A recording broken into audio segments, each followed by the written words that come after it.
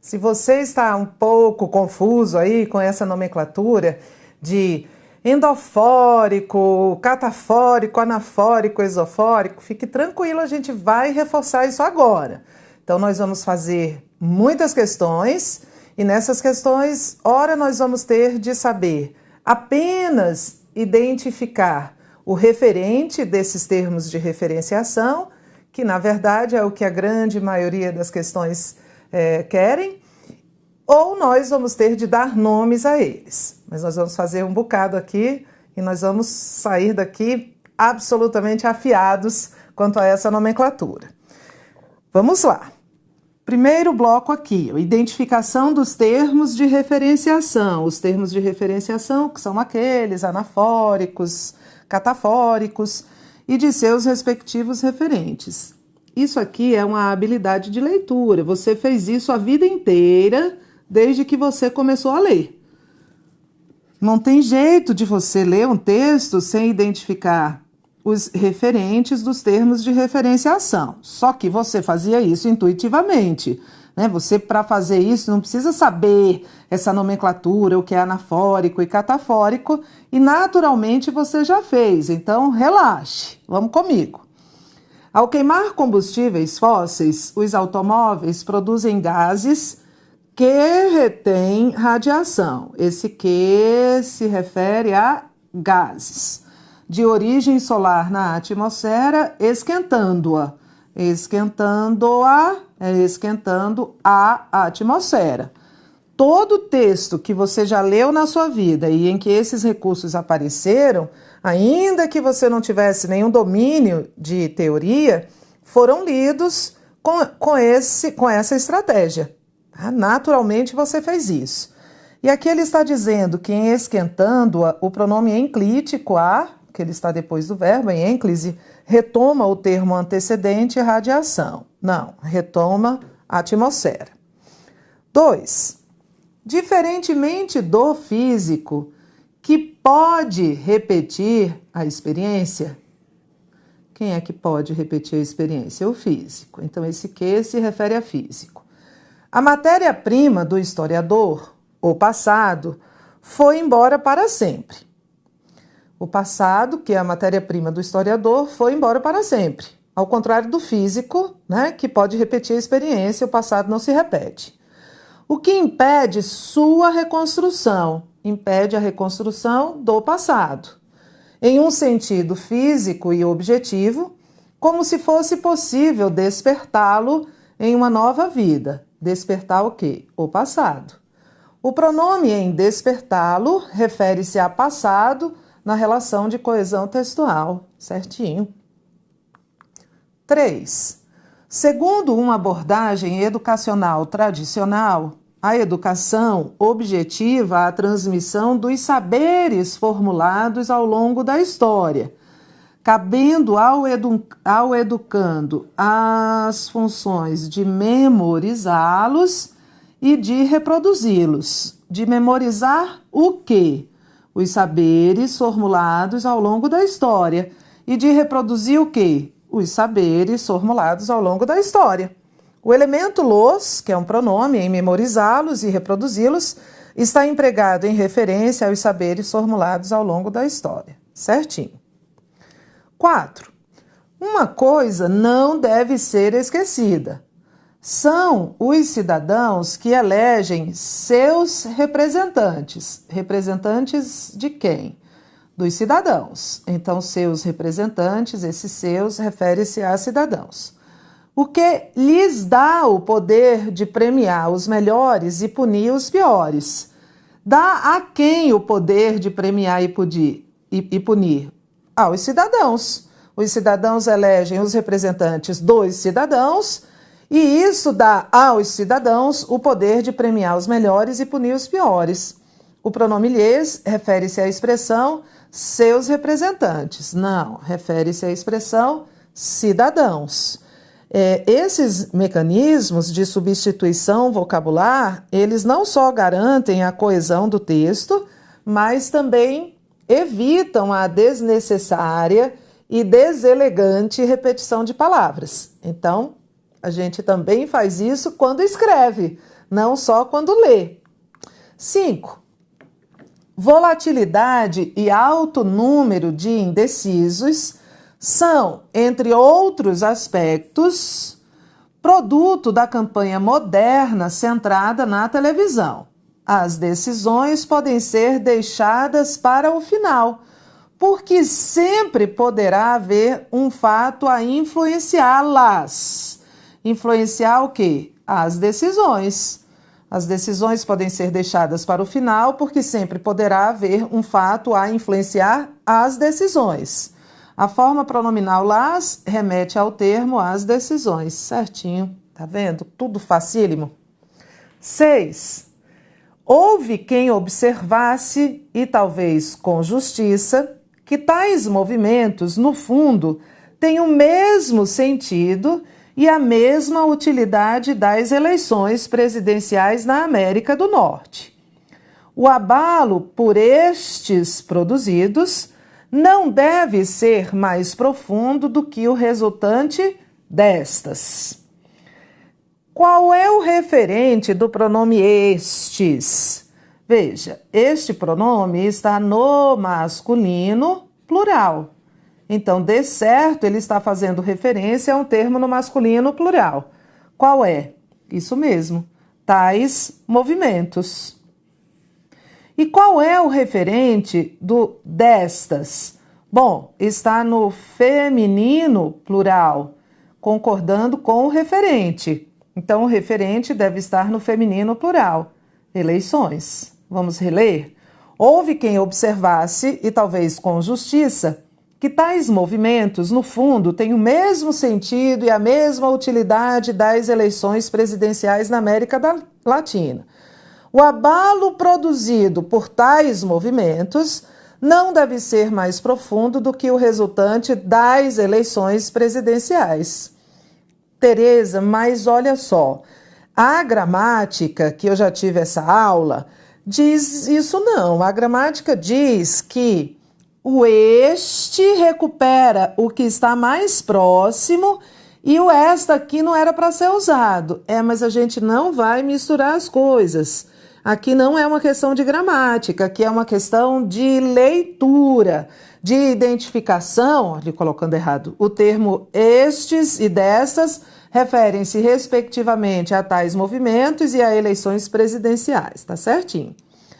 Nós não vamos confundir, nós não vamos misturar os programas, porque aí dá um tilt na sua cabeça e a gente não quer show. A gente vai entender que o examinador está cobrando aqui um item de leitura, é a sua capacidade de entender o texto. Mas há um erro gramatical. Mas o examinador não está perguntando isso, não. Se ele tivesse dito aqui que estes pronomes estão corretamente empregados, segundo preconiza a norma gramatical, estaria errado. Mas ele não falou em nada de norma gramatical, não foi mesmo? Ele falou em quê? Ele falou só em referências. Então, nós vamos considerar correto. Fique atento, muita atenção, porque além de interpretar os textos que servem de base para as questões de interpretação de texto, você também tem de interpretar cada uma das questões da sua prova. Cada questão da prova, cada item da prova é um texto que você tem de interpretar. Então, aqui nós identificamos os referentes. Até por uma questão de gênero aqui, porque havia um referente no masculino, outro no feminino, ficou fácil. E a questão não está levantando a bola para a correção gramatical. Se tivesse, aí a gente ia questionar, ia dizer, olha, a norma gramatical, daqui a pouco a gente vai ver o que é a norma gramatical, esta senhora mal-humorada, o que ela diz sobre o uso dos pronomes. Mas o erro gramatical não compromete a clareza do texto. Tudo bem? O fato de um texto apresentar um erro gramatical não significa que ele não esteja claro. Senão, a maioria das pessoas ia falar de modo não claro. Inclusive eu, porque também cometo erros, porque também relaxo a minha vigilância, a gramática e também cometo erros no meu dia a dia. Então, aqui era só leitura, não vamos julgar o que não foi pedido, aqui não foi pedida a correção. Continue. quanto maior a distância entre os poucos ricos e os numerosos pobres, piores os problemas sociais. O conceito se aplica tanto aos países ricos quanto aos pobres. Não importa quanto uma nação seja afluente, mas seu grau de desigualdade, o grau de desigualdade da nação. A Suécia ou a Finlândia, dois dos países mais ricos do mundo em renda per capita e PIB, apresentam uma distância pequena entre os cidadãos mais ricos e os mais pobres e, portanto, lideram, a Suécia e a Finlândia, de forma consistente os índices mundiais de bem-estar mensurável. O bem-estar mensurável. Os Estados Unidos da América, por sua vez, apesar da imensa riqueza acumulada, apresenta sempre valores baixos para esses critérios. Que critérios? Esses índices mundiais de bem-estar mensurável. Não é isso? Não faz sentido dizer que esses critérios, como o examinador vai dizer aqui, a expressão esses critérios retoma por coesão sequencial o trecho renda per capita e PIB. Não, os Estados Unidos apresentam valores baixos para os índices mundiais de bem-estar mensurável e não para a renda per capita e o PIB. O item está errado, me deu o referente errado. Mas você vê que eu já li o texto buscando essas referências. Agora que você tem noção dessa nomenclatura e desses recursos de textualização, você pode ficar atento, mais atento ao que você sempre fez, né, que era encontrar esses termos e os seus referentes, mas agora de uma forma mais teórica, não só intuitiva. Questão 8. A questão 8 é de múltipla escolha e é uma questão só de coesão. Coesão do texto abaixo em relação aos elementos que constituem a coesão do texto abaixo. Assinale a opção correta. Se você der uma olhada aqui nas alternativas, você vai ver que essa coesão é só referencial. Todas as alternativas estão aí, ó, remetem, refere-se.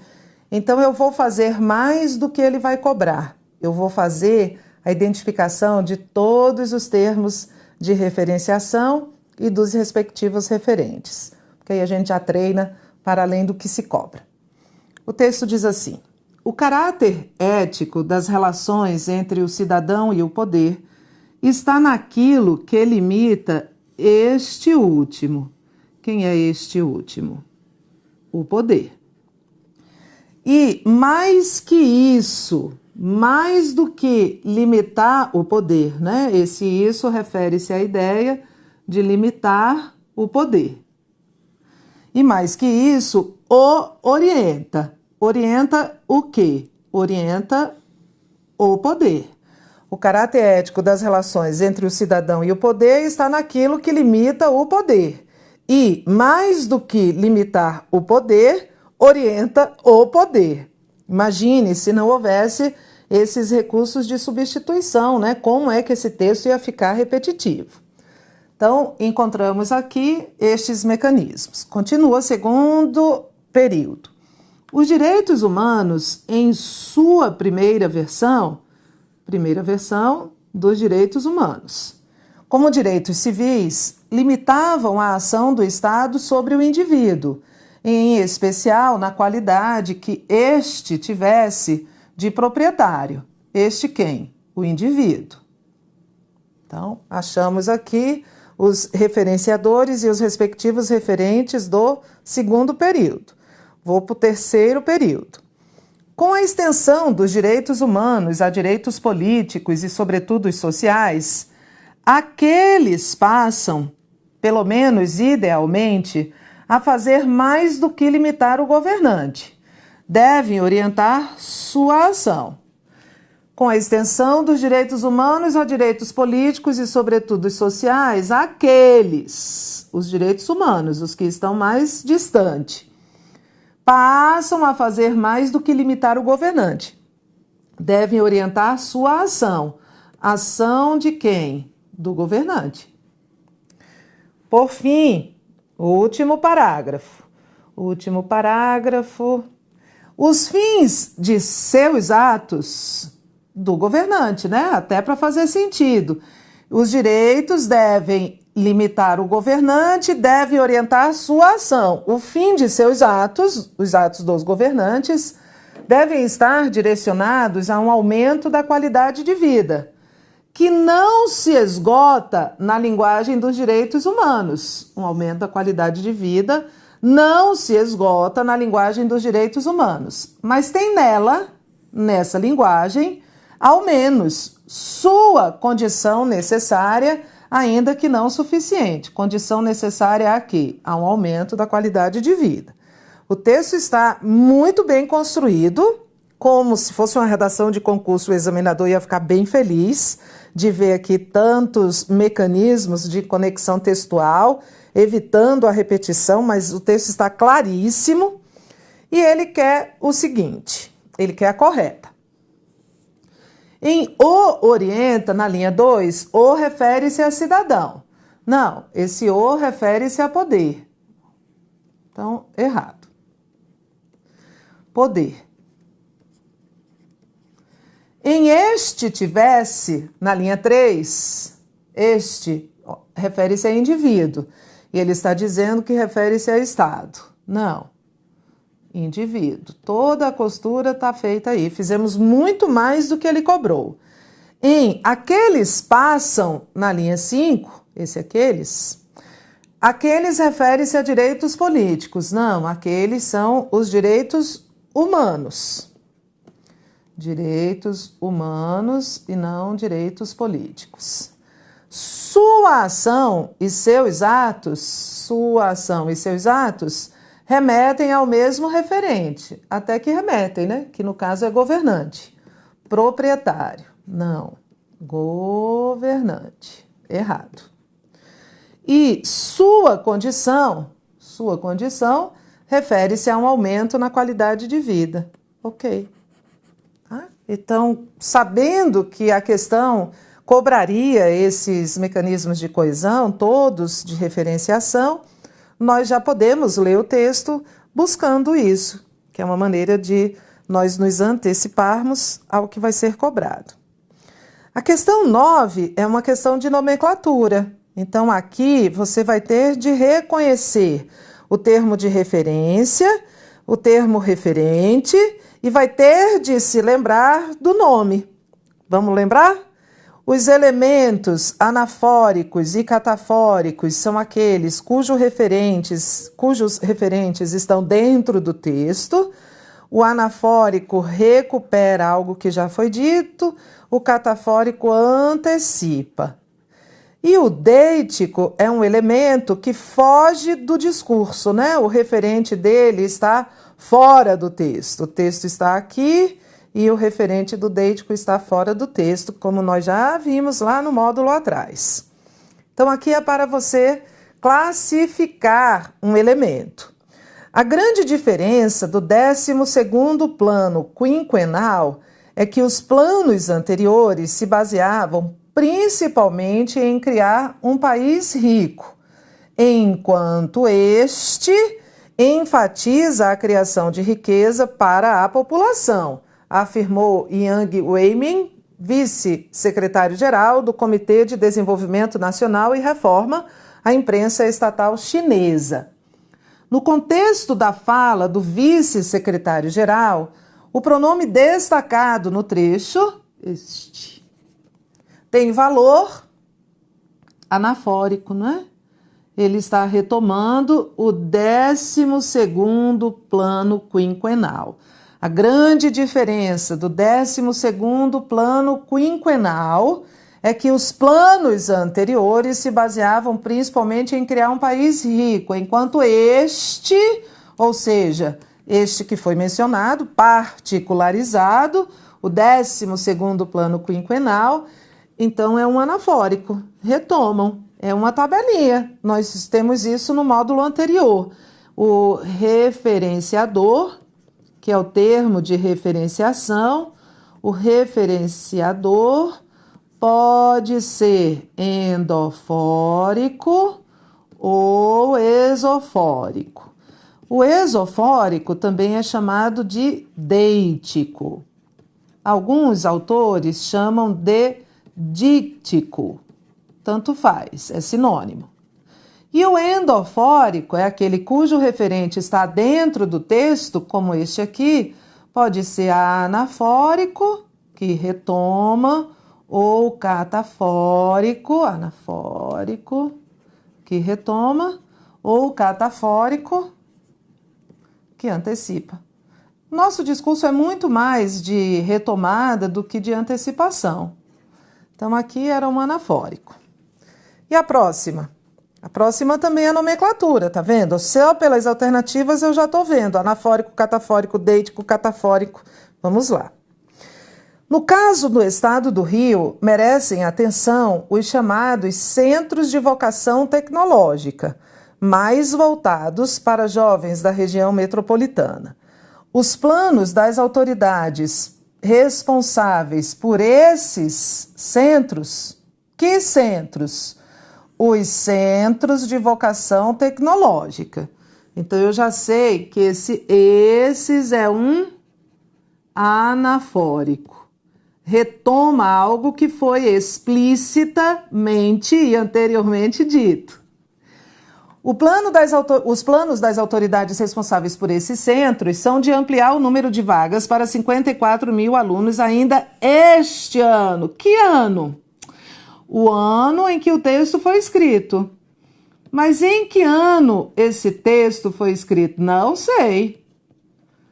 Não sei. É aquele negócio. Se eu estiver lendo uma revista e tiver este ano numa reportagem, eu vou ter que fechar, buscar a capa. Eu só posso recuperar isso no contexto de enunciação, porque isso aqui está fora do discurso.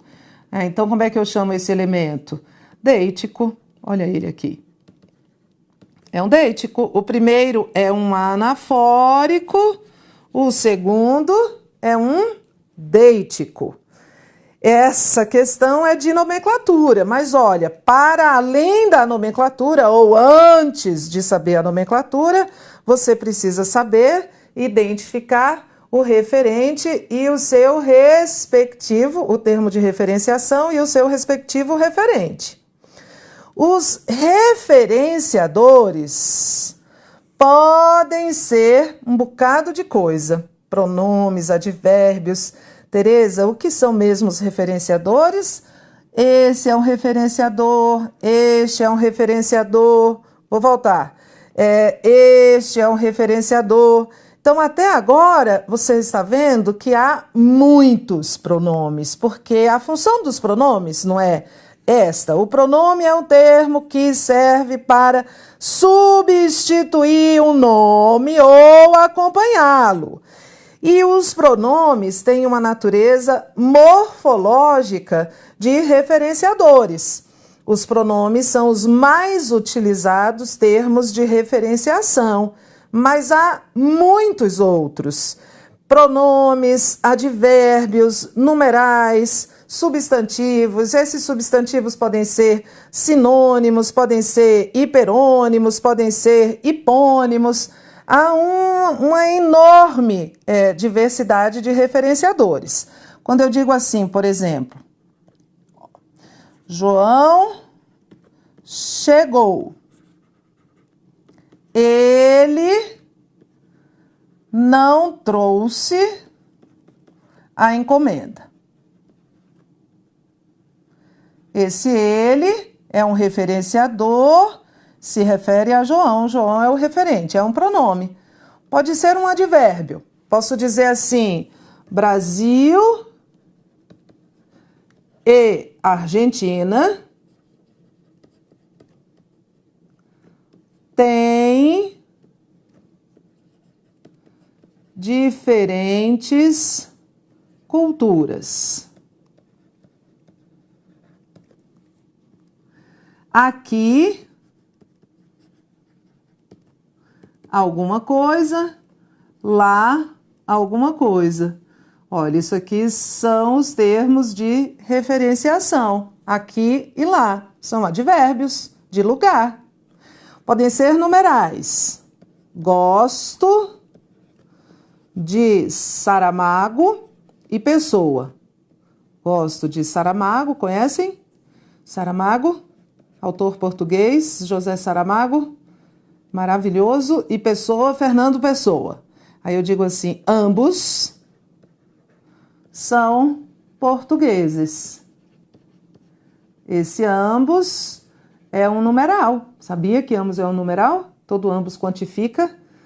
Todo ambos, né, se refere a dois. Então, esse ambos retoma Saramago e pessoa. Tá vendo? Então, por mais que a gente tenha visto pronomes como termos de referenciação, há outras possibilidades. Podem ser pronomes, podem ser advérbios, podem ser substantivos, podem ser sinônimos. Quem nunca, né, estava fazendo uma redação e aí, para evitar a repetição de um termo, pediu a alguém me dá aí um sinônimo dessa palavra. Então, eu digo assim, vi uma garota no pátio. Parecia sozinha a menina. Parecia sozinha a menina. Sozinha a menina. A menina, que menina? A garota. Então, até porque aqui há um artigo indefinido e aqui há um artigo definido, eu sei que essa menina que parecia sozinha é a mesma que eu vi. E é um substantivo, é um sinônimo contextual, né? Um sinônimo porque tem contextualmente um sentido diferente. Pode ser um hiperônimo. Um hiperônimo é um nome maior. Um nome maior quanto à extensão, Tereza? Não, quanto ao significado. Ó, hiper significa grande. E nimos significa nome. Então, eu digo assim, comi muitos brigadeiros. Brigadeiros. Adoro esse doce. E aí, tanto esse quanto esse doce, quanto doce, recuperam brigadeiros. Só que doce não é sinônimo de brigadeiro, não é isso? Doce é uma palavra cuja extensão é mais ampla do que brigadeiro. Doce é um gênero e brigadeiro é uma espécie desse gênero. Então, eu substituí brigadeiro não por um sinônimo, mas por um hiperônimo. E pode ser um hipônimo. Tenho um cachorro. Tenho um cachorro. Tenho, na verdade, 2 dálmatas. Então, em vez de eu dizer tenho 2 cachorros, eu digo dálmatas. E dálmatas é mais específico do que cachorro, não é isso? Então, cachorro é um termo maior, é um gênero, cachorro, e dálmata é uma espécie desse gênero. Então, eu substituí não por um sinônimo, mas por um hipônimo. Hipo quer dizer abaixo, nimo quer dizer nome. Então, se alguém perguntar a você assim, porque está fazendo uma redação e diz assim, eu estou fazendo aqui uma redação sobre inveja e a influência disso nas relações interpessoais. Redação dificílima, né? Típica da Fundação Carlos Chagas. E se alguém estiver fazendo a redação e procurar você e me disser, olha, eu estou aqui fazendo uma redação sobre inveja, me dá um sinônimo de inveja, porque eu não quero mais repetir a palavra, e você diz assim, sinônimo eu não tenho não, mas tenho hiperônimo. Serve. E a pessoa diz, como assim um hiperônimo? Aí você diz, esse sentimento, esse pecado capital, a inveja não é um pecado capital, então você não substitui por um sinônimo. Inveja e sentimento não são sinônimos. A inveja faz parte, está contida nesse conjunto de sentimentos. Então, olha quantas possibilidades de substituição vocabular nós temos. Nada de ficar repetindo palavra na sua redação. Tereza, isso aqui a gente vai ver de novo quando? Já, claro, que eu não vou deixar você sem exercício.